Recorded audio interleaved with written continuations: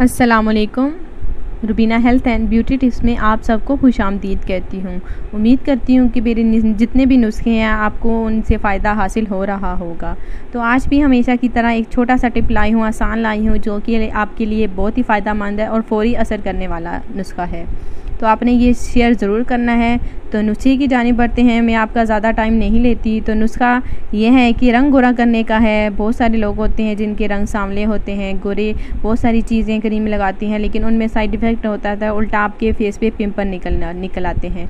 तो ये है देसी नुस्खा है, इसमें कोई भी साइड इफ़ेक्ट नहीं है। तो सबसे पहले आपने रंग गोरा करने के लिए ये शर्तिया नुस्खा इस्तेमाल करना है। बेसन आपने लेना है हस्बे ज़रूरत, जितना कि आपके फेस पर कवर कर सके। तो बेसन लेना है आपने, और आपने तिलों का तेल लेना है।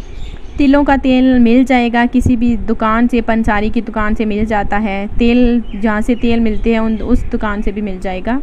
तो बेसन लेना है और तिलों का तेल आपने लेना है। इन दोनों चीज़ों को आपने मिक्सअप कर लेना है और अपने फेस पर लगाना है। इंशाल्लाह ताला 5 दिन के अंदर अंदर आपका रंग जो है वो फौरी तौर पर निकल आएगा, गोरा हो जाएगा, जिसे देख कर जो है हर कोई सवाल पूछेगा कि वाकई आपके फ़ेस पे ये असरअंदाज हुआ है, इस पर असर, आपके फ़ेस पर असर हुआ है।